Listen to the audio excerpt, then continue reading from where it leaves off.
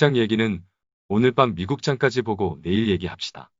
오늘은 깔끔하게 시작할게요. 오랜만에 NC소프트 일봉 차트를 봅시다. 100만 원은 무조건 넘어가겠네요. 현재 주가는 5일선과 21선과의 이격을 적절하게 유지하고 있으니 뭐라고 따질 수 없는 좋은 흐름이에요.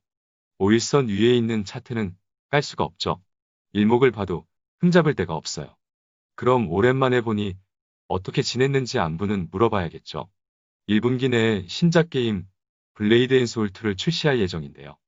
아직까지는 더 이상 연기는 없는 모양이죠. 국내에서 한창 돈을 벌고 있는 리니지2M의 경우 대만, 일본 동시 출시를 목표로 1월 8일부터 양국에서 사전 예약을 실시 중입니다. 4분기 실적이요? 어닝 서프라이즈는 없겠지만 시장 기대치를 충족하는 수준으로 전망됩니다. 하지만 실적이 중요한 것이 아니죠. 연기 없이 정상적으로 블레이드 앤 소울 2를 런칭하는 것이 가장 중요한 거예요. 당장은 그럴 가능성은 없어 보이지만 혹시나 출시 연기가 된다면 바닥을 노리는 매수를 하면 되겠습니다. 일단 그럴 가능성은 배제하고 보자고요. 다시 일봉 차트를 봅시다. 최근 조정을 거쳐서인지 RSI나 스토캐스틱을 봐도 과열이 아니죠. 추가 상승 여력이 있다는 것은 기본으로 알 수 있네요. 하지만 단기에 오르기만 한 흐름은 매수하기에는 최적의 상황은 아닌 것으로 보이네요. 당장 뛰어드는 불타기는 각자의 선택입니다. 다소 공격적으로 접근을 하더라도 전환선과 5일선이 겹치는 96만 원대는 기다려야죠. 하지만 이 가격에서 베팅하기엔 부담이 되네요. 시장이 흔들릴 경우 94만 원대까지도 열어둘 필요도 있겠습니다. 94만 원대에서는 신작 모멘텀이 살아있는 한 전혀 부담은 없을 것 같아요. 하지만 이미 최적의 타점이 아니니 장기 투자는 불가합니다.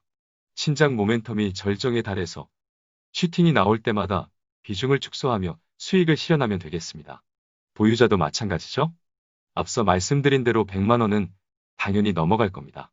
멤버십 회원님들께 최근 바닥에서 매수 의견을 드렸던 두산 퓨얼셀이 오늘 바이든 수혜주로 부각이 되며 11% 급등이 나왔네요. 이렇게 당장은 재미없어도 기다리면 되는 겁니다. 효성 첨단 소재도 오늘만 11% 상승이 나왔습니다. 14만 원 초반부터 함께 살펴보며 김떡상이 미쳐서 홀딩 의견만 드려왔는데요. 두 종목 다 의견을 드리고 충분한 매집 기회가 있었던 종목이기 때문에 많은 분들이 투자하고 계신 걸로 알고 있어요. 이런 종목이 잘 가면 기분이 좋습니다. 멤버십 가입을 눌러주세요. 다음은 또다시 넷마블을 봐야겠죠.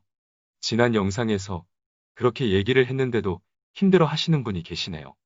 월말이나 2월 초는 돼야 한다고 알려드리지 않았나요? 오늘부터 입질이 왔네요. 12만 원대 매수를 했다면 장기 투자도 가능하다는 의견도 예전에 드렸는데요. 몇 달이나 됐다고 힘들어 하시나요? 제 기준에서는 정말 이해하기 힘듭니다. 1년을 물려서 2배, 3배 먹는 경우도 얼마나 많은데 3달도 안 된 것 같은데요. 일봉 차트를 봅시다. 오늘은 5% 급등이 나왔네요. 지난 영상에서 봤을 때랑 전혀 변한 게 없는데요. 앞선 구름을 보면 구름의 저항이 얇아지는 것이 보이니 탈출 기회라고 알려드렸잖아요. 얇은 구름에 다가가고 있으니 이제는 지켜보면 되는 겁니다. 저렇게 얇은 구름을 극복하지 못할까요? 못 뚫으면 또 버티면 되는 거예요. 안 된다고요? 어차피 넷마블은 지금은 바닥이에요. 바닥에서는 절망을 하는 것이 아니라 환호를 하며 모으면 되는 겁니다. 그렇게 목표한 만큼 모았다면 장롱에 넣으면 되는 거고요. 이게 어렵나요? 이게 힘드나요? 넷마블이 12만 원대에 있는 것이 그렇게 힘드시다면 13만 원을 목표로 투자하시면 되겠습니다. 저도 12만 원대 들고 있는 거 아시잖아요. 김떡상이 바닥에서 투자를 포기하는 경우가 있나요? 미쳤다고요? 누구 좋으라고요? 2월달 얼마 안 남았으니 기대해 보자고요. 매수는 12만 원 초중반이라고 지겹게 말씀을 드렸죠. 최근에는 12만 원도 일시적으로 장중에 깨졌는데요. 11만 원대 매수하신 분들은 정말 존버하면 됩니다. 다음은 카카오 일봉 차트를 봅시다. 역사적 신고가가 눈에 나왔죠? 이 정도는 김떡상 TV의 구독자라면 이미 다 알고 있었던 겁니다.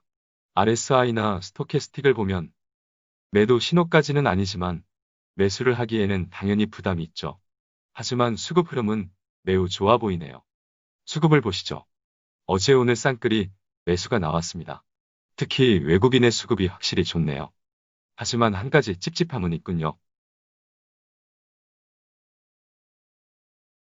분봉 차트를 보실래요?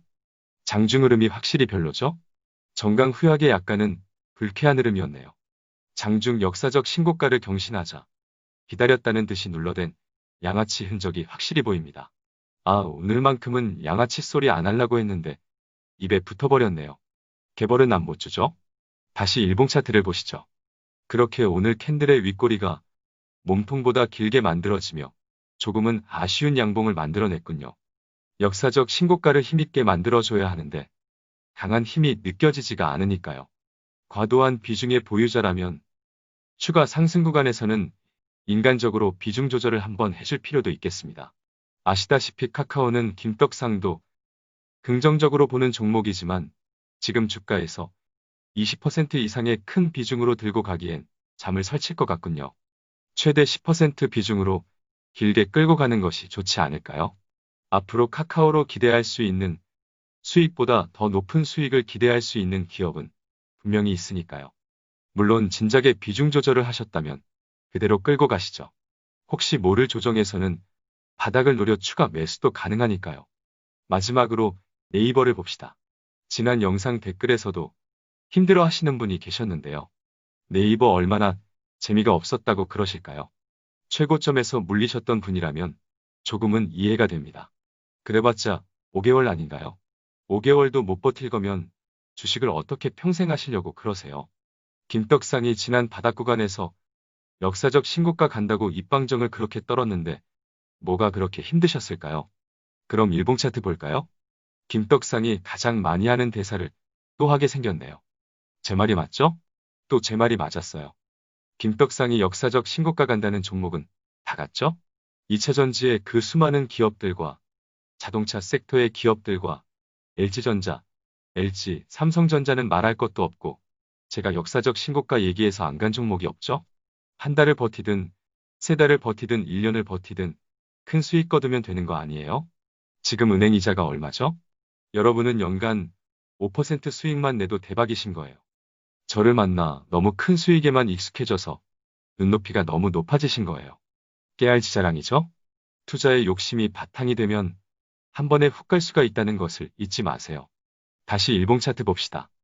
웬일로 카카오보다 네이버가 더 힘이 느껴지네요. 하지만 얘도 아쉬운 점이 있군요. 장중 역사적 신고가를 찍긴 했지만 종가가 직전 최고가를 넘어서질 않았군요. 수급 봅시다. 아이고 엄청 좋았군요. 갑자기 앞서 본 아쉬운 점이 살짝 누그러졌네요. 일단 추가 상승만 나오면 네이버는 좀 명확해지겠네요. 하지만 급등 뒤에는 조정이 따라오게 되어 있으니 보유자는 단기 조정은 염두하되 잘 들고 가자는 의견을 드릴게요. 오늘만 보면 카카오보다는 네이버네요. 신규 매수요? 몇 달을 매수하라고 입방정 떨었는데 오늘은 넘어가시죠. 네이버는 제 덕에 잘 버티시고 바닥에서 잘 매수한 분이 많은 걸로 알고 있습니다. 그럼 오늘은 대답해 주실 거죠? 제 말이 맞았죠?